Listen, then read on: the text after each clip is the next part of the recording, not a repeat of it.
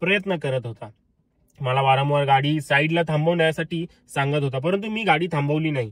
साधारण 500 मीटर अंतरावर पुढे गेल्यानंतर त्यांनी त्याची की एक गँग नगर ते जेऊर या दरम्यान सक्रिय असून असेच कोणी 1 ते 4 चाकीमध्ये जात असेल तर त्यांना अडवून दमदाटी करून तुम्ही आम्हाला डॅश मारली असे खोटे खोटे सांगून पैसे उकळण्याचे काम करतात. मित्रांनो, काही दिवस अगोदरच अहमदनगर, जे सध्याचं अहिल्याबाई नगर आहे, तिकडे घडलेली माझ्यासोबतची घटना मी शेअर केलेली होती. त्यामध्ये माझ्या गाडीमध्ये बरीचशी लोक होती, लग्नावरून आलेली लेडीज वगैरे, त्यांनी दागिने घातलेले होते, सगळ्यांजवळ महागडे मोबाईल आणि बरेचसे पैसे वगैरे देखील होते. अशा गाडीवरती तिकडील लोकांनी दगड मारून जे आहेत ते गाडी थांबवण्याचा आणि लुटण्याचा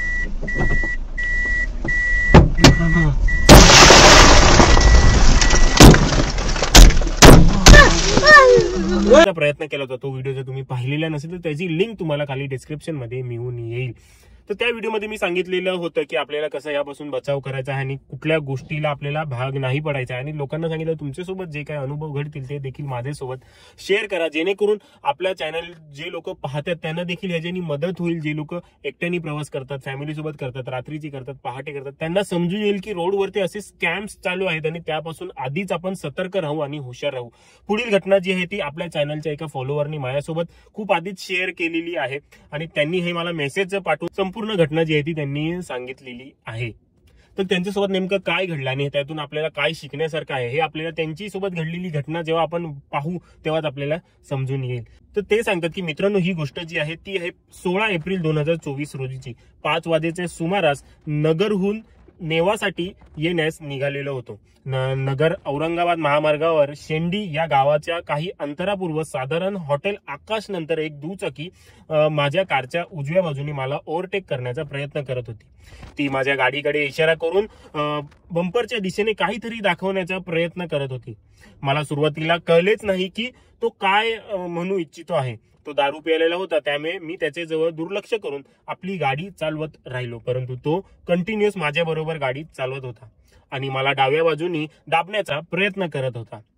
मला वारंवार गाडी साईडला थांबवण्यासाठी सांगत होता, परंतु मी गाडी थांबवली नाही.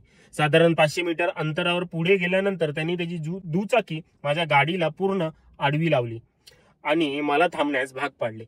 तिथे असलेले 3 ते 4 लोक त्याला सांगत होते जाऊ दे त्यांना, पण तो गाडीवरून उतरून माझ्या कारचा दरवाजा उघडू लागला, परंतु मी कारचा दरवाजा आतून लॉक करून घेतला होता, त्यामुळे उघडत नव्हता. मग त्याने माझ्या कारच्या बोनटवर हाताने मारण्यास सुरुवात केली व कारच्या काचेवर सुद्धा मारण्यास सुरुवात केली. एवढे करूनही मी कारचे दार उघडले नाही, म्हणून तो काच फोडण्यासाठी दगड शोधू लागला. तो दगड शोधण्यासाठी बाजूला गेला असताना मी गाडी मागे रिव्हर्स घेऊन साईडने निघून पुढे निघालो. हे बघून तो आणखीनच चौथा आणि परत दुचाकीवर माझा पाठलाग करू लागला. मी साधारणपणे 100च्या स्पीडने गाडी चालवत होतो आणि तो मनुष्यही त्याच स्पीडने माझा पाठलाग करत होता. एक वेळ असे आली की त्याच्या दुचाकीचे फुटस्टेप माझ्या उजव्या साईडच्या टायरला घासले. मला थोडासा संशय आल्यामुळे मी गाडी न थांबवण्याचा निर्णय घेतला आणि तशीच गाडी जोरात चालवत राहिलो. तो माझी गाडी पास करून पुढच्या एका टेम्पोवाल्याला मला गाडी आडवी लावण्याचा वारंवार सांगत होता, परंतु त्या टेम्पोवाल्याने त्याचे ऐकले नाही. तो असाच माझा पाठलाग साधारणपणे शेंडे ते इमामपूर पर्यंत करत होता. जेव्हा टोल नाका जेऊर पास केला त्यानंतर तो माझ्या पाठीमागे होता. तर नंतर जेव्हा मी जेऊर पास केला तेव्हा तो दिसेनासा झाला. मी मागच्या महिन्यात नवीन कार घेतली होती आणि एकटाच प्रवास करत होतो.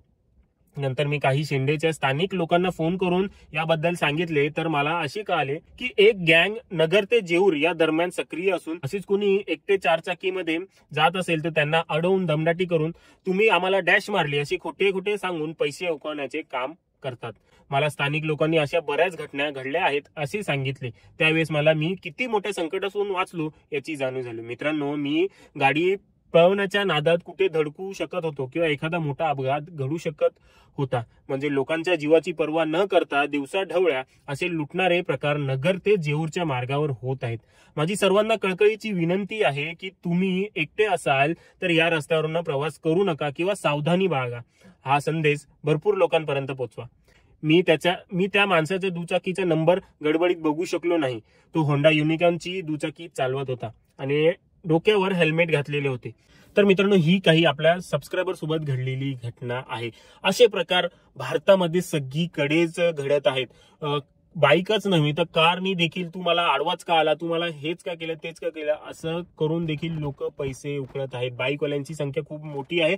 आपल्या कारच्या पुढे बाईक मुद्दाम आरामात चालवतील आणि मुद्दामच जे आहेत ते ब्रेक मारतील. तर अशा वेळेला आपल्याला काय करायचं, अशा वेळेला आपल्या कारमध्ये एक डॅशकॅम असणं खूप जास्त गरजेचं झालेलं आहे. आणि दुसरी गोष्ट, असं काही तुमच्यासोबत जेव्हा कोण करतं त्यावेळेला सतर्क व्हा आणि कधीच डोअर जो आहे तो ओपन करू नका आणि ओपन एकदम मोठा मर्द मावळा बनून जे ते बाहेर पडण्याचा प्रयत्न करू नका. थोडीशी काच उघडा, काय बोलतात ते ऐका आणि ते ऐकल्यानंतर तुम्हाला समजून येईल की हा खरं बोलतोय की खोटं बोलतोय. आणि त्यानंतर मग तुम्हाला अंदाजा येऊन जाईल त्याच्या बोलण्यावर. मग त्यानंतर त्यांना इग्नोर करा आणि गाडी जी आहे ती साईडनी घेऊन जाण्याचा प्रयत्न करा. अशा लोकांसोबत वादविवाद करण्याचा प्रयत्न नाही. डॅशकॅम जर असेल तर तुम्ही त्यांना सांगू शकता की माझ्या गाडीमध्ये डॅशकॅम आहे आणि सगळं रेकॉर्ड झालेलं आहे. तर अशा वेळेला कदाचित ते घाबरू शकतात.